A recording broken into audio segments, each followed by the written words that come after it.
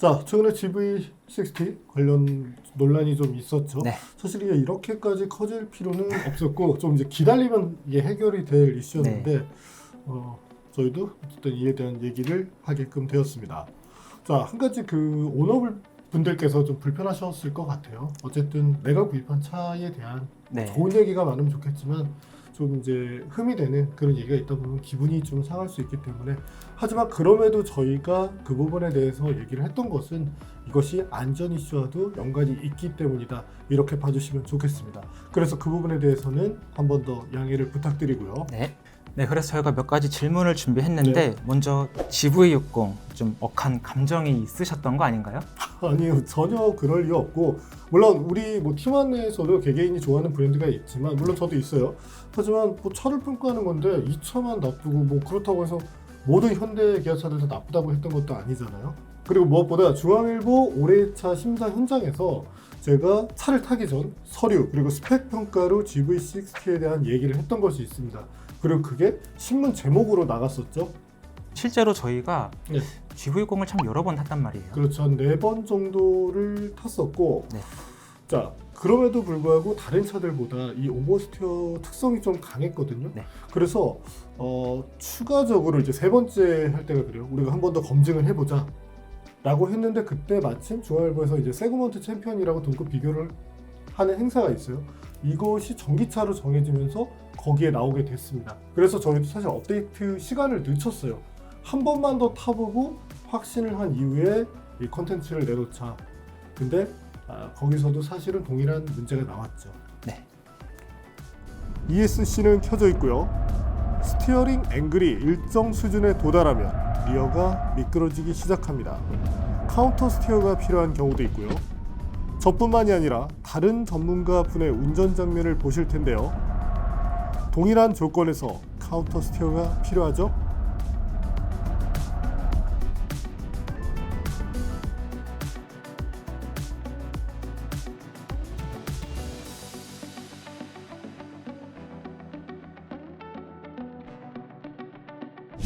자동차의 운동 특성, 이제 어떤 분들은 구동 방식에 따라서 운동 특성이 바뀐다고 생각하시는 경우도 있죠. 근데 뭐 전륜이나 후륜이나 사륜이나 뭐 다 똑같은 특성을 보여줘야 됩니다. 옛날처럼 다르다면 이건 진짜 80년대 얘기나 마찬가지죠. 그래서 80년대에는 후륜은 오버가 좀 강했고, 네. 전륜 구동은 언더스티어가 있었지만 지금은 그런 차들은 없습니다. 네. 그래서 저희가 이 부분에 대한 현상을 크게 3가지로 봤습니다. 네. 그래서 이것은 사실은 이제 저희가 현대차 쪽에도 이제 전달했던 내용인데, 첫 번째는 서스펜션 자체에서 원인을 찾을 수 있을 겁니다. 네. 그리고 두 번째는 타이어인데, 뭐 타이어의 성능 이런 부분이 아니라 타이어 때문에 오버스티어가 생기는 경우도 있습니다. 내 차가 언더스티어가 나는 차인데 타이어 때문에 오버스티어가 날 수 있다는 얘기고요. 사실 이건 좀 어려운 얘기예요. 그리고 또 하나, 마지막 부분은 그럼에도 불구하고 왜 리어 축이 미끄러질 때까지 ESC가 빠르게 개입해주지 않느냐, 네, 이런 점이 이제 개선 포인트가 아닌가 하고 전달을 했었죠. 같은 코스를 달린 토요타 라브4를 보겠습니다. ESC 작동 장면을 보여주고 있죠. 더 중요한 것은 스티어링 앵글인데요. 같은 코너에서 카운터 스티어가 들어가느냐 아니냐, 혹은 부가적인 조작이 있느냐, 이것을 보시면 됩니다.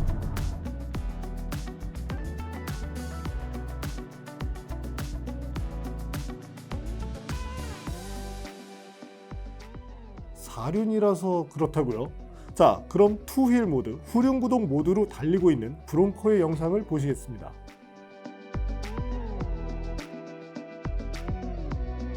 자, 이번에 보니까 이 잘못된 정보들이 참 많이 확산이 되어 있구나, 이제 이런 생각을 하게 됐는데, 많이 느꼈습니다. 네, 특히 이 자동차 개발하는 회사에 하는 것들 다 비슷비슷하거든요. 바퀴가 4개 달린 것처럼 동일한데, 자, 여기서 저희가 이런 얘기를 앉아서 하면 뭐 구글링해서 뇌피셜로만 얘기할 수도 있을 거예요. 그러면 서로 간의 신뢰가 깨지잖아요. 그래서 저희가 직접 각 브랜드 연구소에 문의를 했습니다. 한국이 아니에요. 한국이 아닌, 자, 일단 포르쉐가 답을 해줬고요. 네. 자, 폭스바겐 그룹 독일 연구소에서 답을 해줬습니다. 네. GM도 답을 해줬고요. 페라리, 벤츠, 르노, 람보르기니, 여기서 이제 답을 주겠다라고 네. 했는데 벤츠는 답을 주겠다고 하고 계속 재고 있어요. 이게 왜냐하면 답을 지금 받아들고 있는 거는 한국 법인인데 이거 괜히 또 논란이 되기 좀 싫어서 그런지 항상 벤츠는 잽니다. 그리고 페라리는 저희가 연락하자마자 제일 먼저 연락이 왔어요. 하루 만에. 우리가 빨리 준비해서 답을 줄게. 하지만 차는 빠르지만 답은 늦는다. 네. 그래서 향후에 페라리의 답이 오면 그때 알려드리기로 하고요. 네. 자, 첫 번째 질문이었죠. 자, 여러 브랜드들 각사에게 질문한 것이지만 언더 쪽의 특성을 맞춥니까? 아니면 오버스티어 쪽에 맞춥니까? 네, 모든 제조사가 동일한 답을 해왔습니다. 네, 언더스티어입니다. 네, 정확히는 약한 언더스티어 쪽에다 맞춘다. 네, 그리고 항상 말미에 강조했던 것이 항상 일정하고 예측 가능한 움직임을 보여줘야 한다. 그러니까 언더스티어지만 이게 운전자가 예측을 할 수 있어야지 순간적으로 돌변하는 그런 네. 상황이 나오지 않는다는 얘기죠. 네, 맞습니다. 자, 두 번째 질문을 저희가 해봤습니다. 자, 구동 방식에 따라 앞서 얘기가 있긴 했어요. 네. 자, 뭐 전륜 구동, 후륜 구동, 사륜 구동 이 구동 방식에 따라서 스티어 특성이 달라질 수 있습니까? 아, 이거 다 한 줄로 왔어요. 아니다. 아닙니다. 네. 자, 같다는 얘기입니다. 기본 특성, 설정된 특성이 바뀌진 않는다는 얘기예요. 네. 자, 그렇다면 여러 회사들이 약한 언더스티어로 세팅하는 이유는 뭔가요? 이 부분에 대해서 폭스바겐 쪽이 좀 정리를 잘 해왔어요. 네. 언더스티어는 소비자가 어느 정도 대처를 할 수 있습니다. 하지만 오버스티어는 운전자가 대처를 하다가 상황을 악화시킬 수 있다고 해요. 제조사는 이러한 설정을 피해야 한다고 말해봤습니다. 자, 부연 설명을 하자면 폭스바겐 답변에 이렇게 되어 있습니다. 가속 페달을 밟았다가 언더스티어 때는 떼면은 다시 안쪽으로 들어올 수 있지만 오버스티어는 운전자가 발을 떼는 순간 더 위험한 상황을 맞을 수 있다. 하중이 이동을 하니까요. 자, 그렇게 정리를 했었고, 자, 이제 넘어가 볼게요. 자, 이번 질문은 이런 거였죠.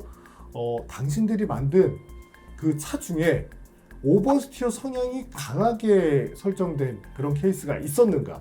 네, 이것도 간단하게 답이었습니다. 모두 없다. 없다. 네. 그 이유는 같습니다. 모든 제조사가 언더스티어에 대해서는 소비자들이 어느 정도 대처할 수 있지만 오버에 대해서는 못한다고 생각한 거죠. 네. 자, 다섯 번째 질문입니다. ESC가 있으니까 이 코너링 등 민첩성을 위해서 오버스티어로 세팅해도 되지 않아? 이 부분은 이제 자동차 제조사에서는 절대로 설정이 불가하다고 답변했습니다. 꽤 강경한 입장이라고 볼 수가 있는데 ESC가 많이 개입을 하면 아무래도 운전자는 놀라게 되고 쭉 운전하는 데 있어서 불편함을 초래할 수밖에 없습니다. 자, ESC가 개입한다는 것 자체는 차량 자체가 불안불안하다는 얘기죠. 네. 그래서 개입이 많아지는 거니까. 자, 애초에 이런 세팅은 없다 이렇게 보시면 됩니다. 자, 여섯 번째 질문이에요. 혹시 그러니까 너희들이 아닌 타 회사 차 중에서 이런 문제를 본 적이 있어요? 오버스티어로 세팅된 차를 본 적이 있어? 라는 질문을 했었죠. 어떤 브랜드는 있다고 했고 어떤 브랜드는 없다고 했어요. 그 있다고 한 브랜드는 대체적으로 대중 브랜드였고 그렇죠. 없다고 강력하게 얘기한 브랜드는 좀 고성능 브랜드였습니다. 그렇죠. 뭐 포르쉐나 네. 이런 급들, 뭐 람보르기니도 이번에 답을 줬으니까 여기 보면은 우리 동네에서 그런 애들은 없어. 근데 밑으로 가면 거기서 보면 뭐 차 여러 군데 있지 않습니까? 국적이 여러 곳. 그랬을 때 있긴 있었어. 자, 우리가 생각하지 않는 자동차를 만드는 회사들은 참 많아요. 자, 그러면 일곱 번째. 자, 전기차는 특성이 요즘 이게 많이 있잖아요. 뭐 내연기관과 많이 전기차는 다르다.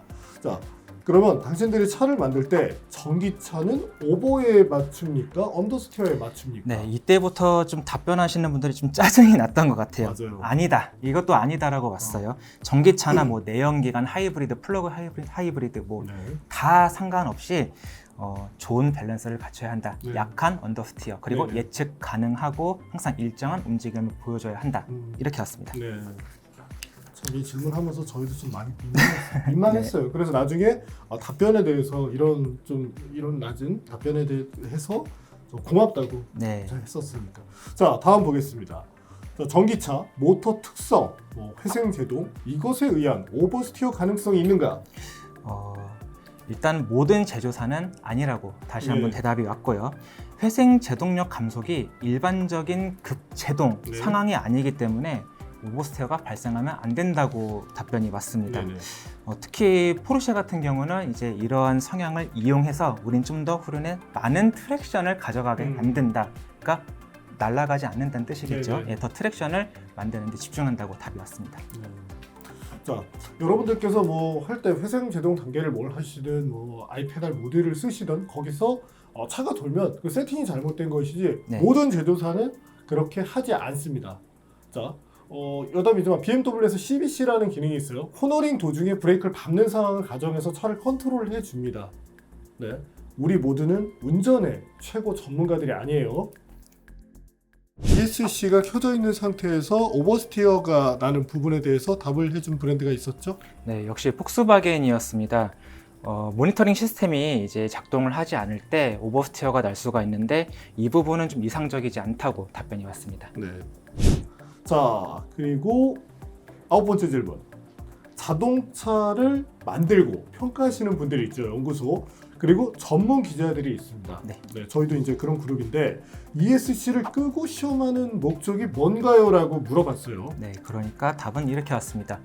기본적인 밸런스를 보기 위함이다. 네. 이제 ESC가 없어도 차는 항상 일정하고 예측 가능한 움직임을 보여줘야 한다. 네. 그러니까 ESC가 있건 없건 특성은 동일해야 한다는 뜻입니다. 네. 그리고 그것을 이제 조금 더 적극적으로 보기 위해서 평가자들은 ESC를 끈다. 네. 네.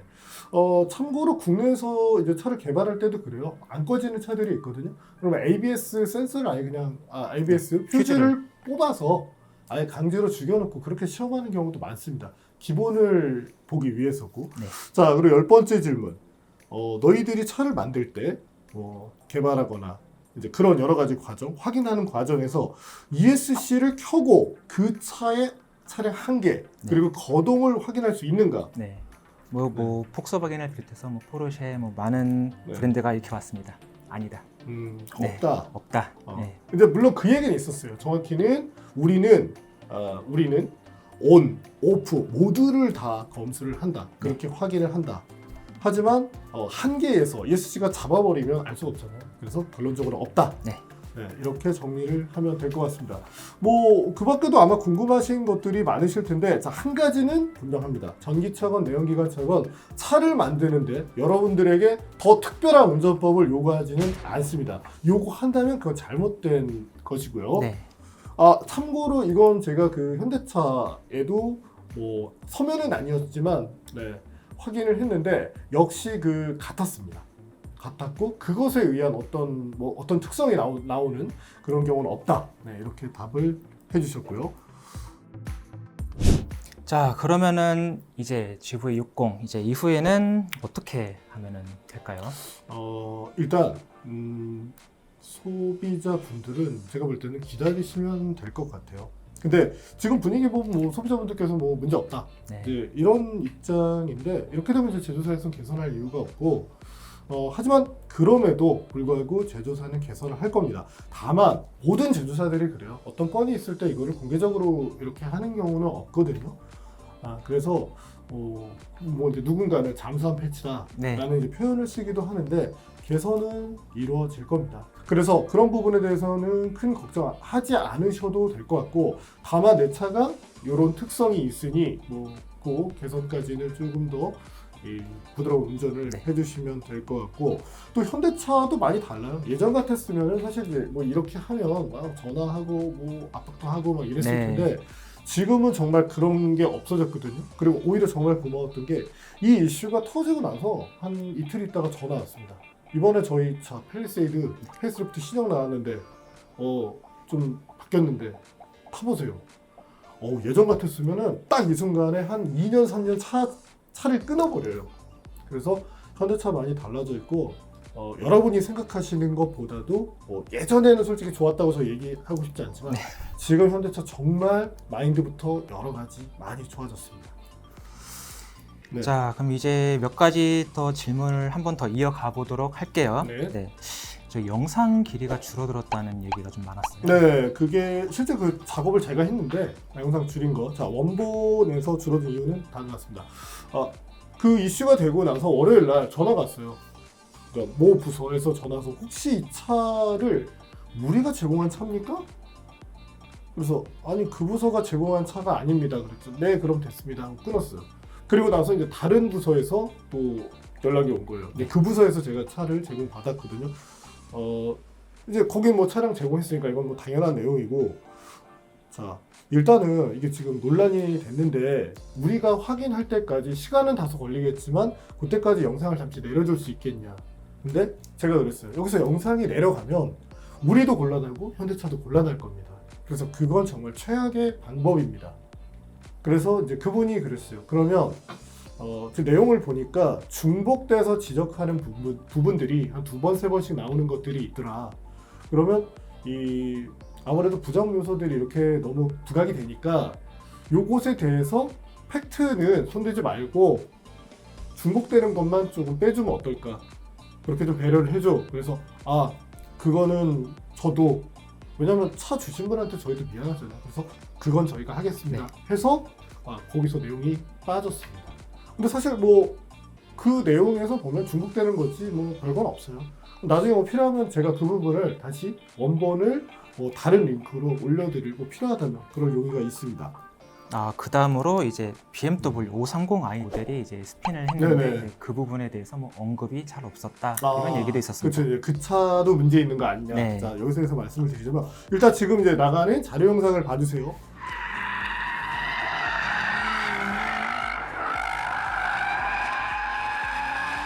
자 당시에 그 530i랑 그 벤츠 A 클래스를 이제 운전을 담당했던 분인데 지금 보시는 것처럼 실력이 대단하죠? 그냥 파워만 가지고 뒷바퀴 미끄러뜨리는 수준 아닙니다. 이거 엑스드라이브니까.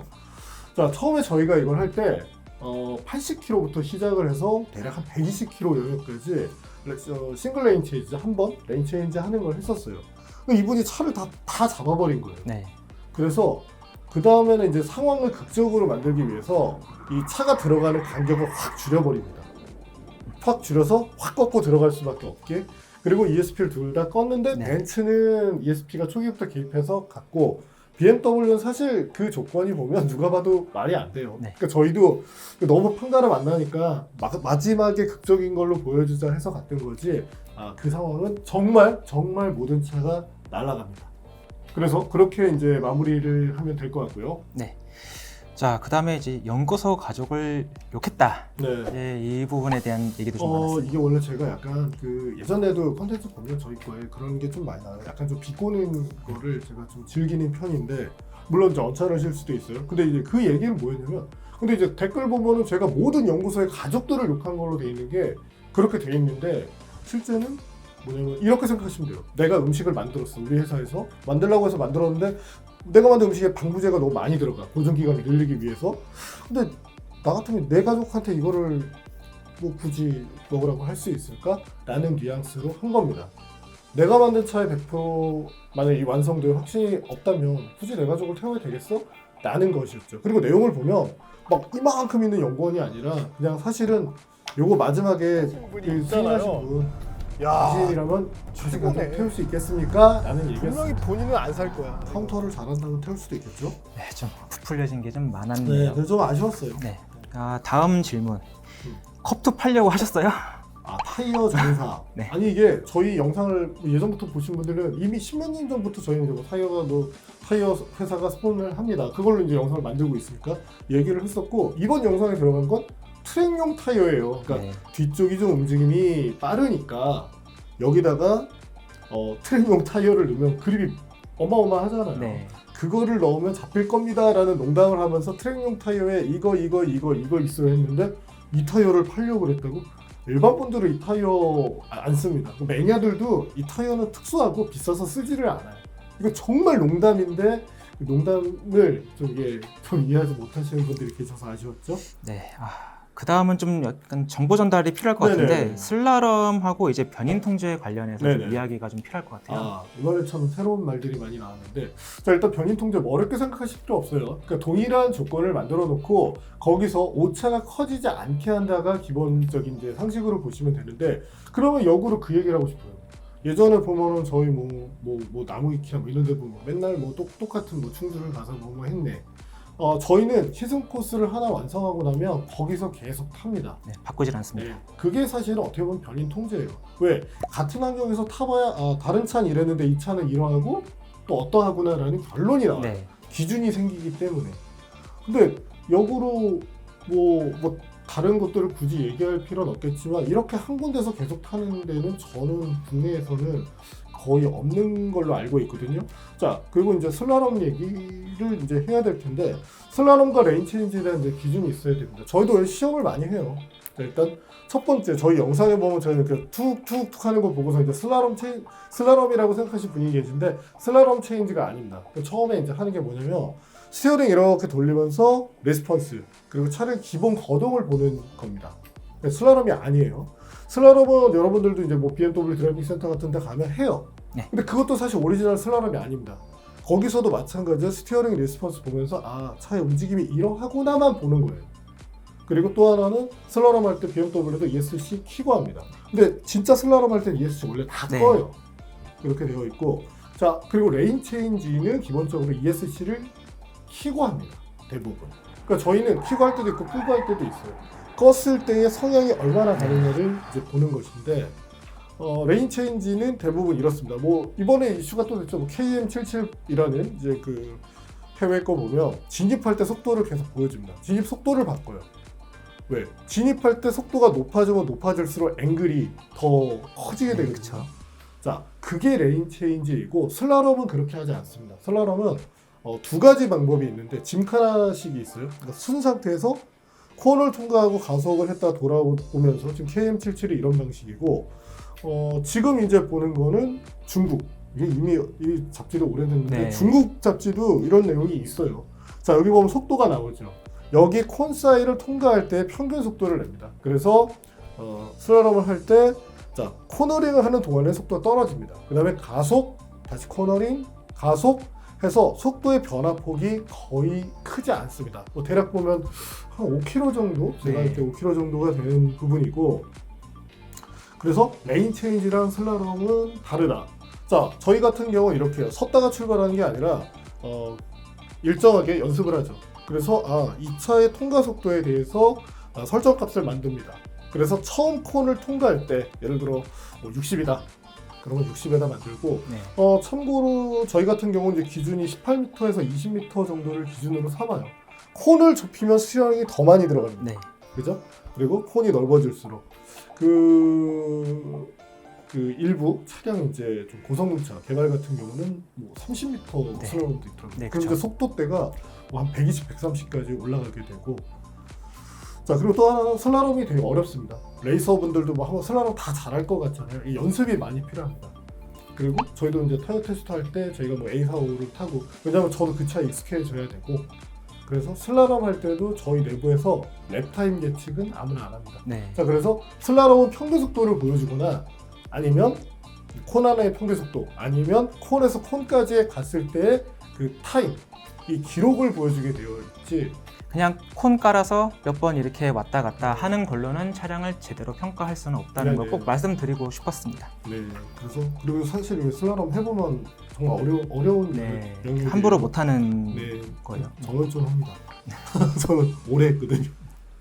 자, 그 밖에도 저희가 지적을 해서 뭐 아시는 분들도 계시고 모르시는 분들도 계신데 수정된 사례들이 있었어요. 네, 먼저 BMW X5 브레이크 누유 문제를 지적했습니다. 시승을 하다가 보니까 좀 이제 저희는 좀 여러 환경에서 이제 시험을 하는데 오일이 없다 이런 네. 경고가 떠서 결국에는 그 차를 저기 어부바 해가지고 서울까지 왔습니다. 네, 그러고 나서 이제 BMW 얘기했는데 도대체 뭐 차를 어떻게 타느냐 막 이런 항의를 받았어요. 근데 나중에 테크니션 만나서 그 얘기를 했거든요. 그 본사. 그랬더니 그분이 아니 뭐 브레이크를 어떻게 밟아도 상관없다. 자 그렇게 했고 결국에는 1년 뒤에 BMW에서 리콜을 했습니다. 네, 2007년 그리고 2013년 이렇게 2차적으로 리콜을 했습니다. 네. 그 다음은 이제 335 역시 또 BMW인데 335i 냉각 용량 문제도 지적을 했었어요. 제가 그 당시 BMW 좋아해서 좀 많이 탔었는데 335i를 타다 보니까 냉각계 때문에 성능이 좀 많이 다운되는 현상이 있었어요. 그래서 그것도 이제 BMW 코리아에서 얘기했거든요. 무시당했죠. 네가 뭐라고 네. 하려고. 자 근데 이게 재밌는 게 업데이트 날짜를 저희 보면 나와요. 몇 달 뒤에 그 미국 모터 트렌드가 같은 것을 지적합니다. 네. 어땠을까요? 바로 바뀝니다. 네, 한국은 이렇게 좀 무시를 당해왔어요. 원인이 참 오일 쿨러 미탑재였습니다. 네. 네. 다음은 이제 2008년 제네시스 BH 옵션 문제가 거론된 이후에 네. 또 제네시스에서도 고쳐준 적이 있었습니다. 그렇죠. 그때 제가 이렇게 가격표를 들고서 이거 옵션이 아니 썬루프 하나를 달기 위해서 뭐 돈을 이만큼을 더 해서 네. 옵션에 옵션 묶인 거를 사야 돼? 라고 했었고 한 달 뒤에 현대가 엔트리 모델에서도 썬루프를 바로 달 수 있도록 해줄게 하고 개선을 했던 적이 있었죠. 네. 다음은 이제 GM 대우 시절에 네. 마티즈 크리에이티브 때도 네네. 옵션 문제가 지적이 돼서 좀 논란이 네, 있었습니다. 저도 이제 그 차를 샀었는데 말도 안 되는 게 상급 차들은 30만 원 정도면 받고 25만 원에서 30만 원 정도면 CD 플레이어를 달 수 있어요. 근데 가장 저렴한 차인데 CD 플레이어를 달는데 40만 원 이상이 들어갔어요. 그래서 이걸 좀 세게 지적을 했었고 네. 결국에는 6개월 뒤 CD 플레이어가 기본 탑재로 바뀝니다. 이거 사실 원가 해봐야 얼마 안 되거든요. 다음은 이제 2009년에는 닛산 370Z 이제 이 네. 모델이 이제 오일 쿨러 문제 역시 또 냉각 문제였죠. 네, 그때 서른 기자가 학생일 때 네. 이제 놀러 왔다가 그 장면을 직접 봤어요. 직접 제대로 네. 목격을 했죠. 차가 이렇게 가다가 갑자기 붕 하고서 못 네. 가는 상황을 봤는데 그 문제를 지적하고 나서 그래서 한국닛산이 빨리 움직여줘서 네. 전 세계에 2군데밖에 없었습니다. 한국하고 두바이. 원래 이제 두바이를 위해 개발한 건데 네. 두바이에 들어가는 오일 쿨러를 한국에 달아주겠다고 했죠. 네. 저희가 지적하고 그때 저희 또 370 오너들한테 욕 많이 먹었어요. 그렇죠. 자, 근데 옵션을 줬습니다. 자, 오너. 자, 오일 쿨러를 다시겠습니까? 니스모 에어로킷을 다시겠습니까? 결론은 나왔죠. 90%가 니스모 에어로킷을 택했습니다. 네. 자, 참고로 그리고 일본 시장에서도 370G는 오일 쿨러가 달리지 않았어요. 없어요. 그리고 미국에서도 엄청나게 클레임 걸었지만 네. 당시 한국은 그랬습니다. 다음은 이제 2010년으로 넘어갑니다. 한국 GM 이제 변속기, 알페온 네네. 변속기 문제가 좀 나왔었어요. 요 알페온 변속기를 그 당시에 좀 세게 깠습니다. 이 알페온 변속기가 저게요. 그 초기 보령 미션. 네. 그 당시에 보령 미션이라는 얘기가 없었었고 이걸 세게 까고 나서 에피소드가 있는 게 저희가 그때 이제 그 그룹 안에 있는 일간 스포츠랑 협업하는 게 있어요. 이렇게 같이 매거진을 만드는 게 있었고 이거를 광고 영업을 이제 누군가 들어갔겠죠.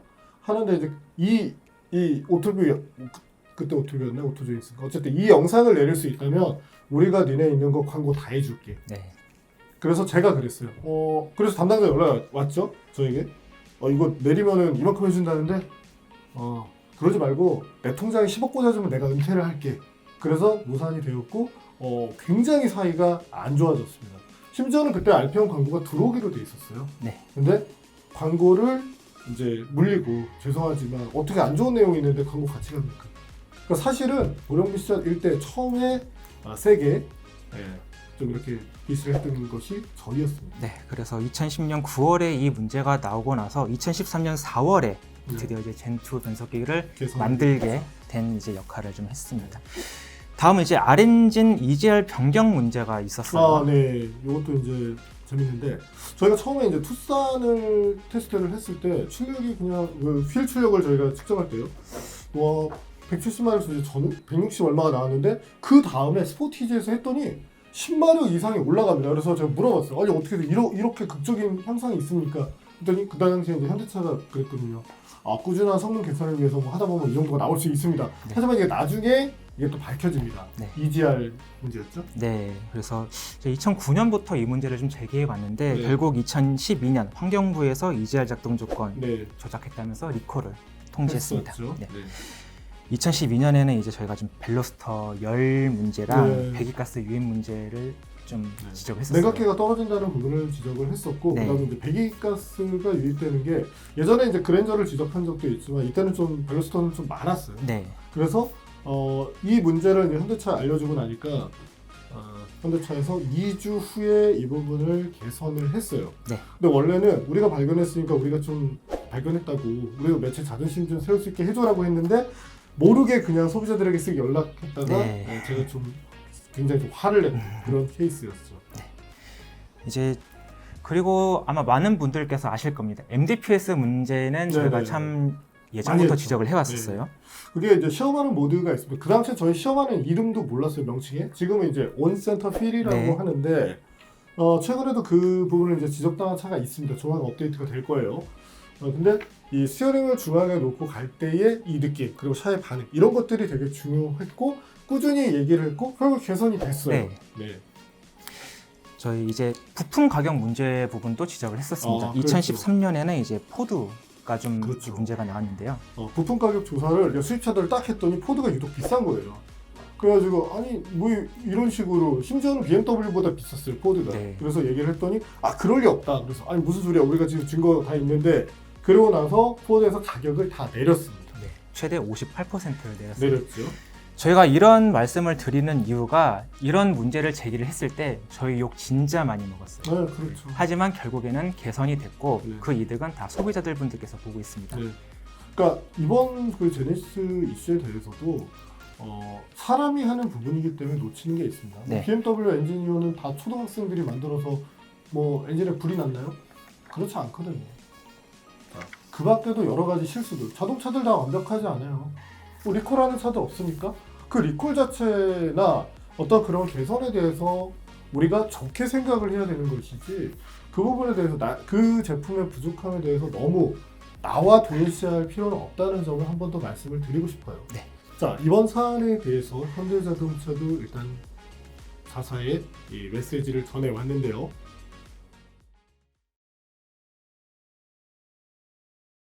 자, 제조사의 의견 또한 저희는 존중합니다. 네. 자, 이제 마지막으로 댓글 알바들 이야기가 좀 네네. 있었던 것 같아요. 네네. 저도 사실 뭐 이런 게 의심되긴 하는데 저는 사실 있으면 좋겠어요. 그분들이. 네.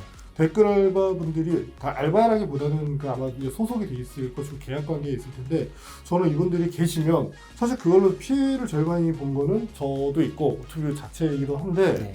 자 만약에 그게 노출이 된다 그러면 만약에 이거 의뢰한 제조사 엄청나게 타격을 받습니다. 그러면 저는 그 누군가 양심 고백 해주신 분이 저에게 컨택을 하면 자 어떻게 할 것 같아요? 먼저 얘기를 하겠죠. 자 이거 핵폭탄이잖아요. 그쵸. 왜냐면 국내 같으면 이거 여론 지탄에 나중에 무슨 법규 생기고 난리가 날 거거든요. 네. 그러면 딜을 하겠죠. 그러면 거기서도 개선을 할 것이고 자, 요 뉘앙스가 아마 뭔지 이해하실 분들이 있을 텐데 그분들과 제가 손을 잡을 수 있다면 이거 굉장히 큰 돈벌이가 됩니다. 저희 그걸로 네. 차를 바꿔야겠구나. 자, 이제 마지막으로 저희 좀 오토뷰 독자 타겟을 네. 항상 강조해 온 부분이 있는데요. 한 번 더 말씀을 드려야 될 것 같아요. 저희가 이제 유튜브 안에서도 내용에 보면 밑에 그런 얘기가 있습니다. 저희는 이제 차를 많이 경험을 하신 분들, 그러니까 처음 차를 사시는 분들의 기준은 당연히 달라요. 왜냐면 핸들링을 뭐 설명드리기도 어렵고 뭐 서스펜션의 지지력과 타이어 아무것도 와닿지가 않습니다. 경험이 없어서 그래요. 어쩔 수 없는 부분이죠. 근데 그래서 저희가 나아가는 지향적 이 방향성과 이런 걸 했더니 2대, 3대 정도 차를 보유하고 차에서 느낌이 이런 거구나를 아시는 분들을 저희는 타겟으로 하고 있는 거죠. 그러니까 자동차 잡지, 예전에 그 매니아들이 찾는 잡지, 그런 컨셉을 유지해 나가고 있다고 보시면 됩니다. 이번 논란을 제가 좀 한마디만 하고 싶은데 뭐 펜 떨어지는 거, 만류법칙 당연한 거죠. 지구 평평하지 않습니다. 둥굽니다.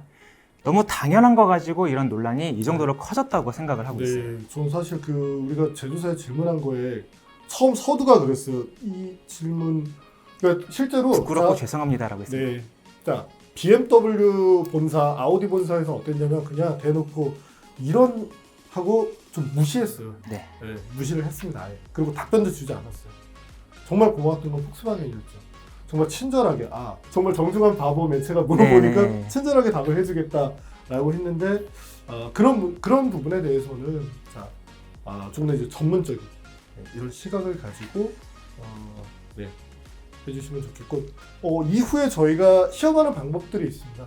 뭐 쓰는 장비들도 있고 네. 그런 소개를 드릴 기회를 예전에도 사실 마련하려고 했는데 게을러서 귀찮기도 하고 게을러서 이제 좀 만들어봐야 될 것 같아요. 한번 보여드리도록 하겠습니다. 네.